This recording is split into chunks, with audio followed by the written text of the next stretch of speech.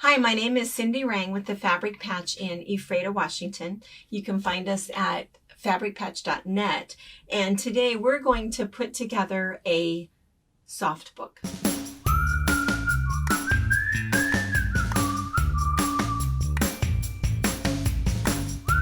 My daughter and I have owned and operated a busy quilt shop in Washington State for over 20 years. We have a retreat center, an active YouTube channel, and a large pattern line featuring our creations. My two sons work on machines. One daughter-in-law is our videographer and the other is a long-arm quilter. We are a family that love each other, we laugh together, and every once in a while we get some work done. We have a crew that are saints for their efforts at keeping us on track. Thanks for joining us on our wild ride.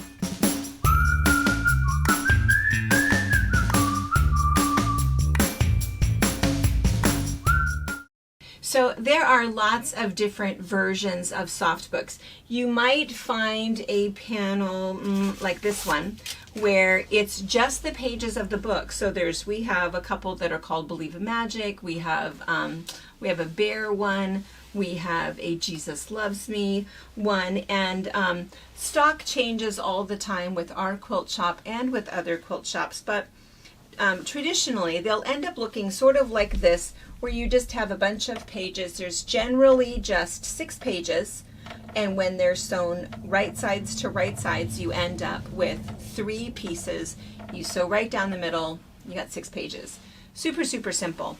All of them, 100% of them, come with the directions printed at the bottom.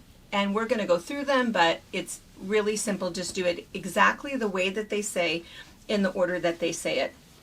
The only reason that we're going to go through it for a few minutes today is I want to talk to you about a couple of tricks when it comes to printed fabric, and I want to show you the Huggable Lovable series, which are the ones that have some little 3D special features. So, all right, so first let's talk about the panel. The panel, it is printed cotton, right? So it is pretty much accurate, but you might find a little bit of strange distortion. It doesn't matter. Don't let that distortion freak you out at all. Doesn't make any difference. Press it and then cut it out right on that line. And it's going to tell you that that's what the directions are, or just to cut out right on that line. And it's going to give you roughly 1/4 of an inch of white until it gets to the color. But if in your sewing, and you'll see my book at the end, if you have just a tiny little bit of white showing, it doesn't look wrong. It isn't a big deal. You don't have to be real nervous about that. The other lines that you can see is it also shows you the stitch lines for where you sew the book together. And finally, I want to show you that over here on this side, it shows you the cut lines, and then the sew lines, and even where you're going to line everything up to be able to create this 3D book.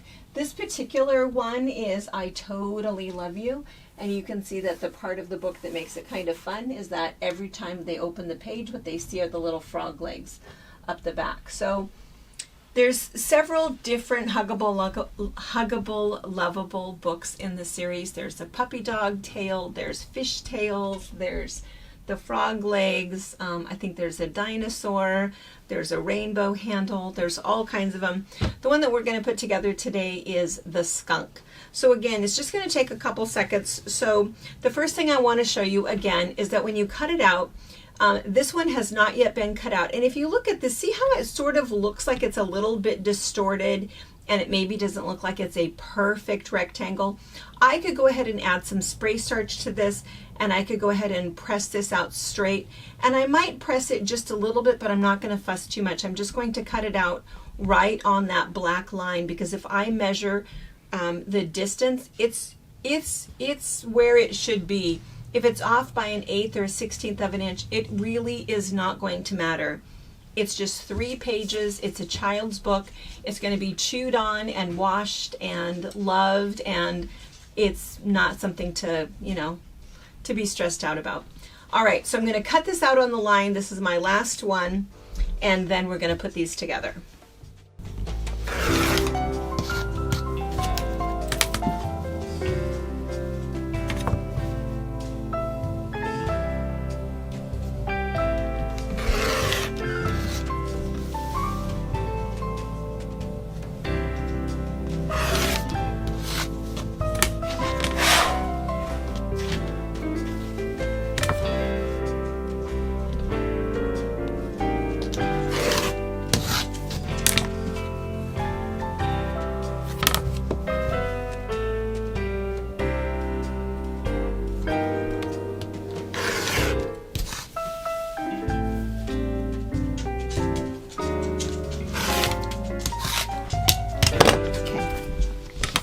Okay, so I have all 6 of my pages cut out on the line, and again, you don't have to worry about any kind of weird little distortion. You're still 1/4 inch away, and you'll see that after it's pieced, if there is just a tiny little bit of white showing, it's actually very charming, it's accurate, it doesn't look weird at all. We'll come back to that.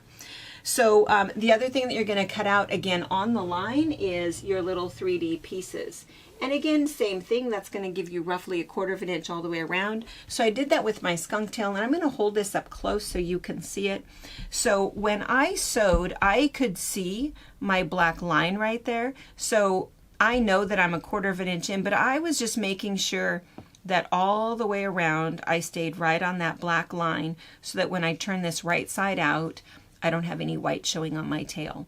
So you're going to back stitch on both ends, and then after you're done with all of that, you do need to kind of clip any spots where you've got a little curve, and then you're just going to turn it right side out. So let me just do that really fast. And when you're turning it right side out, I'm sure that most of you have used a purple fang. It's weird that there really is an A in there. And all this is it's just a turning tool. It's a turning tool. It has a pointy edge. It has a flat edge. And then it also can be used as a bodkin. And so as you're turning something right side out, I apologize, that's my dog in the background. I meant to say that after you turn out your little tail or your feet or your fishtail, whatever it is for your little book, you could put something else in it. And then I accidentally picked up a random squeaky toy and I got it all started. So yes. So anyway, you could, with a squeaky toy, you could tear apart some random dog toy, or maybe you could buy a squeaky toy. You can put crinkly stuff in there. You can kind of do whatever you want to do. What I am going to do is I'm going to stuff it. You'll see that on the directions, they're telling you that you can just layer a thin layer of batting and sew that in the seam.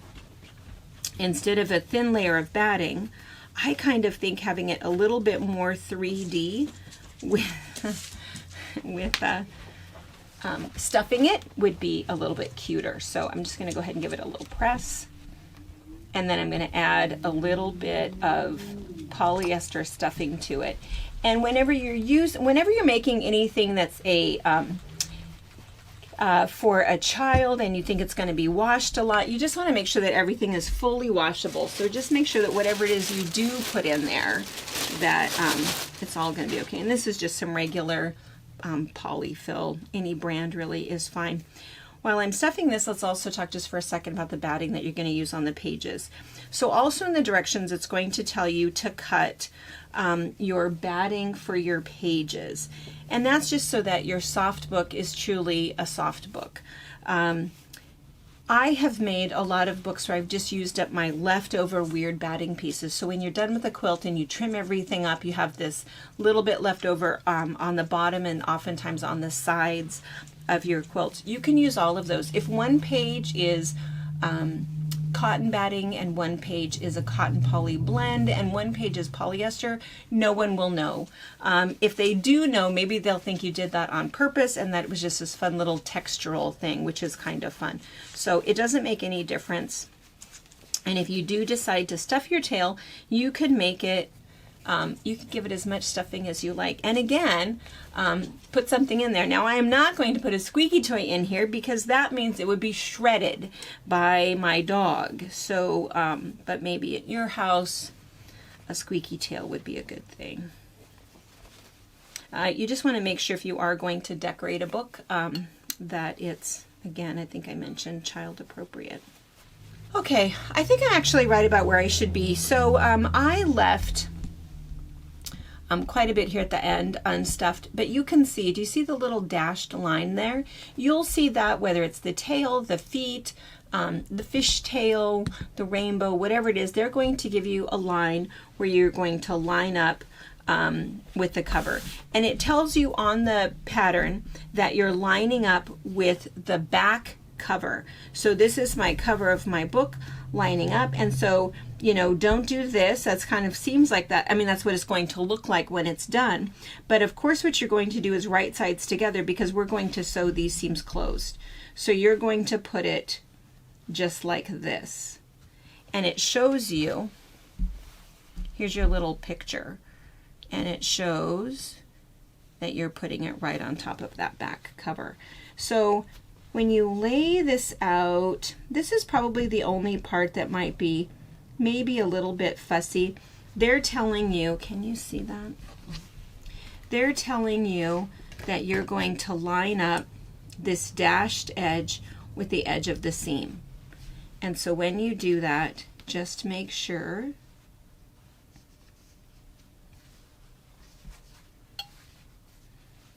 so you can see that when you open it up, it's going to be right where it should be. All right, so I'm just going to fold that back over. And then they want you to baste that into place. I am going to first pin it, and you can either pin it or you can clip it. And again, once you've done that, do one last little check, make sure that it looks right, and I'm going to go over, and I am going to go ahead and just sew baste that into place. So I'm going to go to my sewing machine, lengthen my stitch allowance, and I'm going to sew that down, and I'll be right back. Okay, so it looks like this, and I just want to mention again what basting is. So basting, I don't know if you can see it or not, but it is just extremely large stitches. So on my particular machine, when I turn my machine on, it turns on to a stitch length of 2.5. I changed it to 4. So all that means is that it's just going to stitch it in place. So I have a little opportunity to open that up and take a look and see what that looks like. And if I don't like it, it's going to take me 1 second just to rip out those great big huge stitches, look and see what I did wrong, lay it back down, baste it again. And that way it's just doing that little test stitching and easily rippable if you have to do that. I have to say it took me a couple times because I did want to make sure that my black tail lined up at the top and down at the bottom here, and that you have that little white line in there. It may line up just right, it may not. There's a lot of moving parts because you've got the seam allowance here, you've got the amount of stuffing you've put in. I still have one other seam to go. I'm still going to hold on to the idea that the little person who's going to love this soft book is not going to check out my stitches, so it's not going to matter. So anyway, I've got my tail on, life is good there. Now what you're going to do is and it tells you that you're going to put page 110. What they mean by that when they show you that is if you look at this, this is page 110. So I've got a 1 down on this side and a 10 down on that side. So I'm going to put these pages right sides together, and I'm going to pin it. Now I do have this great big old tail in the way, but it doesn't matter. I'm going to go to my sewing machine. And then the other thing I'm going to do is I'm going to add the batting. Now they tell you in the directions, I should have mentioned this in the beginning, they tell you in the directions to put 2 pieces of batting in there. They actually want you to baste your batting behind this sheet, baste your batting behind this page, every single one of them. That's how they tell you to do it. I've done most of the books that way, but I also find that 1 piece of batting in there is perfectly okay. It doesn't really matter. Decide what you want to do. I would just say to be consistent with the particular book that you're making, but test it out a little bit, see what you think. I'm also going to tell you that the batting that I really like to use is the Warm 100. This is the batting, if you're familiar, it's the one that's 100% cotton. Even the scrim is cotton, so it's what we use when we make microwavable bowls or the potato warmers. The reason that I like it is because it is 55 by 60. Most little baby battings are 45 by 60. So you just end up, that little extra 10 inches means that you have no waste. When you're done and you've cut all of your pages out of one package, you can get 3 books, 3 or 6 books if you use only 1 page, and you have a little 4-inch strip left over. So it's kind of if you're going to purchase batting, it's the most economical because it's big enough to get that extra one versus having just kind of a great big chunk that is unusable left. So again, the directions say to baste 1 piece of batting behind each page, or try 1, see what you think. For my book, I'm just going to tell you right now, I'm going to do 1. So I'm going to put my batting on the bottom. I'm going to layer all of this. I'm going to layer my right sides together, and I'm going to pin it. And by pin it, you can use regular pins. I really like Wonder Clips. What's really nice about Wonder Clips is that you can kind of see that edge, and it shows you that there's a 1/4 inch in there, so you know exactly where you're going to be. So I'm going to take just a minute, pin everything in place, and then what I'm going to do is I'm going to go to the sewing machine, and I'm going to leave a small little opening. And for me, it's always going to be at the bottom of the book. It might be the front page, might be the back page, doesn't necessarily matter, but I'm going to leave an opening that's going to be about 3 to 4 inches. I'll back sew all the way around, kind of over the top of that, come back to here, and back sew. I'm going to pin, sew that, and I'll be right back. All right, so when you're done sewing all the way around, what you do want to do is go ahead and just trim off those corners. If you trim off the corners, you just don't have all of that bulk when you are trying to get kind of that nice crisp point. The other thing too is that, I think I've mentioned it a couple times, don't make yourself crazy if it seems like it's not coming out exactly right. You could take a larger than, they've drawn it so that you have a 1/4 inch seam allowance. And there's that white, and then a 1/4 inch later is where the color starts. Again, it is printed fabric, but if you would rather take a little bit larger seam allowance, just a little bit larger than a 1/4 inch, you won't have any of that white showing at all. The white doesn't bother me at all, and you'll see mine at the end, because then the other thing, there's the tail, is the other thing that I do a little bit different is I top stitch it closed. So what will happen is after you've turned it right side out, then I'm going to go ahead and take my purple thing, poke out all of my corners, so I have my edge all the way around here, and then instead of slip stitching this, which is what they tell you to do, they tell you just to go ahead and fold that over, and then you'll just slip stitch that, which is an invisible hand stitch, to stitch that closed. Instead, what I would do is tuck that in, and then I'm just going to do a little top stitch all the way around with my sewing machine. So I've got this one just about turned right side out. This one, I went ahead and did the last one, and again, it does tell you the page numbers that you're going to put 9 and 2, right sides together with 3 and 8. Page 7 and 4, right sides together with 5 and 6. So you don't have to try to decide how the book goes together. They're pretty specific. And then the other thing I did is I went ahead and put 2 pieces of batting in this one. You guys won't be able to feel it, obviously, but for anybody who comes in the store, if they ask, it might be nice for them to be able to see what the difference is with 2 pieces of batting versus 1 piece of batting. The other thing that I would mention is that a lot of people want to buy that crinkle fabric for their books. That's kind of nice and gives you a little extra texture and a little extra sound with your soft books. It's been very difficult lately to get. There's other things that you can put in there, but one thing that's kind of fun is the Insole Bright, which is the batting that we use for hot pads that has a little bit of kind of like a tin foil in it. It's kind of crinkly, but totally 100% washable, but that crinkly sound really never goes away. If you had a little leftover piece of Insole Bright, you could use that as your batting. All right, so that's all we've done. The other thing too, one last little tidbit that I would mention is you could quilt it. You certainly don't need to. If somebody wants to just kind of go crazy and do some top stitching around there, you absolutely could. I never have, probably never will. All right, so I've got it turned right side out. Looks a little hokey.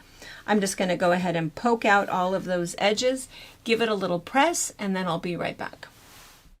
Okay, this is super adorable, but I want to show you a couple of things. So first of all, I want you to notice that it is really just three quilts that are layered together. So they might be exact, they might not, but what you are going to see is that this outside cover is just slightly bigger.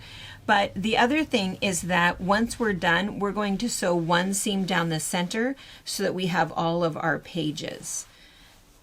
And it'll look like this. But the other thing is, you can see that I decided to top sew. I just like that a little bit better. I just feel like it kind of has everything all set together. This is what it would look like if you look at this page. This is what it would look like if you didn't, if you wanted to just hand sew that together. The other thing, I don't know if you can tell through the camera, but this is one layer. This one is 2 layers. It is not extremely noticeable, but keep in mind that depending upon the batting that you use, if you use a polyester batting, a washable wool batting, your little crinkle batting, you're going to have different textures anyway. So again, I just wanted you to see that there are options. So all you're going to end up doing is layering these together. You'll stitch down the center, and again, you can see that back. The tail just kind of stays there all three-dimensional. What you can do is take your little pin and fill that out. It's with your permanent fabric marker, and that's how you do it. So hopefully I've shown you a couple of different options, a quick little tutorial, but you can see that they're all going to turn out just a little bit different. They are a lot of fun. My grandkids are still 4 and 5 years old, and they love them. They still really like them. And what's really nice is it doesn't matter. You can take them in the car, they can go outside, just throw them in the washer. They wash and dry beautifully because it's just a little quilt. It's all made out of cotton. So I hope you've enjoyed this, and I hope you make a soft book. Thank you for watching our video. We invite you to leave a comment, hit the like button, or better yet, subscribe to our channel so you never miss an episode. You can also visit our Instagram, Twitter, Facebook, or Pinterest pages, or find all of those things and our online store at fabricpatch.net.